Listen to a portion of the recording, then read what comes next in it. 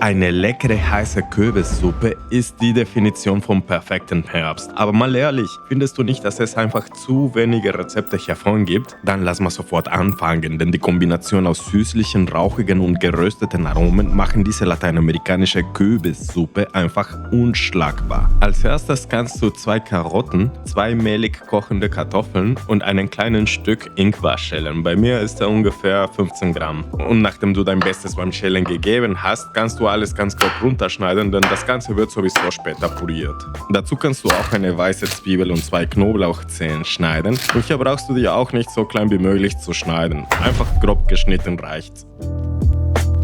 Die Körner eines Maiskolbens eignen sich super, um die Konsistenz unserer Kürbissuppe zu verdicken, aber auch um die gewünschten süßlichen Noten zu integrieren. Aber wenn du keinen frischen Kolben hast, dann nimm einfach 150 Gramm Maiskörner aus der Dose. Heute koche ich mit einem Hokkaido-Kürbis. Den finde ich immer ganz praktisch, weil man die Schale essen kann. Und zum Schneiden nehme ich sehr gerne das Brotmesser, denn so einen Kürbis kann mal schon sehr hart sein und mit einem gezahnten Messer kann man einfach viel leichter arbeiten. Vom wegen Arbeiten, nachdem der Kürbis halbiert ist, lässt sich das Kerngehäuse sehr leicht mit einem Löffel entfernen.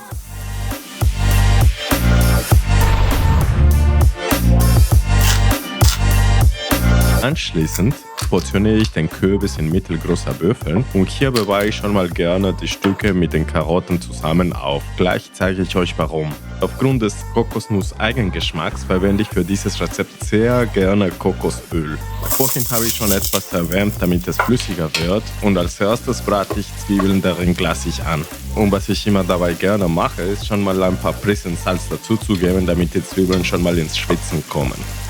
Und wenn man schon ein bisschen durch die Zwiebel sehen kann, füge ich den Knoblauch hinzu. An sich könnte man nach ein paar Minuten die restlichen Zutaten dazugeben, und da wir Röstaromen suchen, könnte man einfach alles stark anbraten, bis das Gemüse ein paar dunkle Stellen hat. Aber ich bin der Meinung, dass so der Röstgeschmack alle anderen Aromen übertonen würde, und aus diesem Grund gebe ich hier lediglich den Mais, die Kartoffeln und den Ingwer dazu. Ungefähr jetzt mag ich Salz und Pfeffer beizumischen. Die Karotten und Kürbisstücke habe ich im Voraus in eine Schüssel dazugegeben. Einen guten Schuss Kokosöl sowie Salz und Pfeffer habe ich ebenfalls beigemischt. Und nachdem ich alles gut durchgemischt habe, habe ich die Stücke gleichmäßig auf dem Backblech verteilt und in den auf 200 Grad vorgeheizten Ofen gestellt. Auf diese Weise kann ich das rote Gemüse rösten, während ich die restlichen Zutaten in den Topf kurz auf mittlere Hitze anbrate. Und das macht wirklich kaum Aufwand. Schließlich gieße ich etwa 1,5 Liter Gemüsebrühe, und während alles hinköchelt, röste ich eine Handvoll Kürbiskerne auf einer Pfanne ohne Öl. Hier muss man etwas aufpassen, weil das wirklich nicht so lange dauert. Am besten entscheidest du nicht nur mit den Augen, versuche auch mit der Nase die Änderung der Aromen wahrzunehmen. Sobald die Kerne aromatischer werden und dunkler sind, sind sie fertig.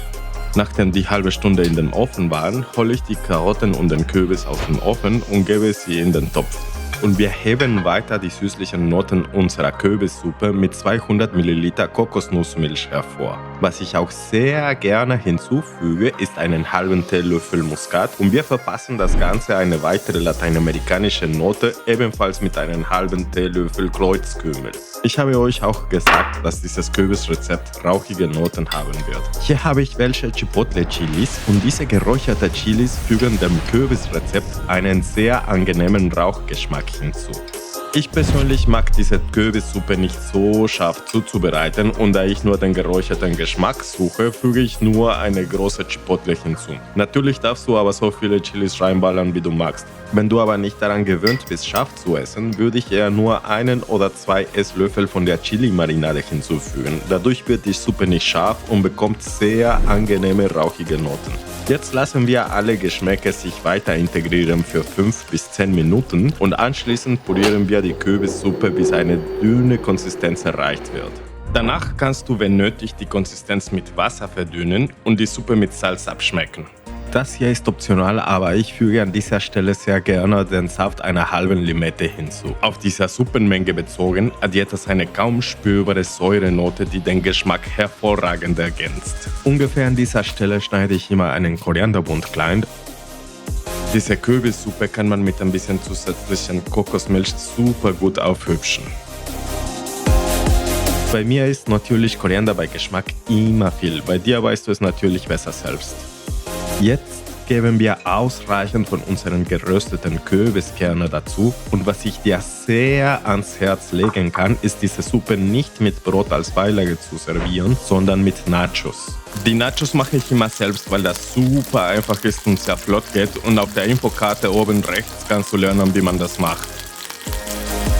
Diese lateinamerikanische Kürbissuppe ist jeden Herbst ein Hit bei mir zu Hause. Und wenn du auf der Suche nach weiteren lateinamerikanischen Kürbisrezepten bist, schau dir das Video auf der linken Seite an. Diese Herbst-Süßrezepte sind einfach der Hammer. So hast du ein perfektes Herbstmenü.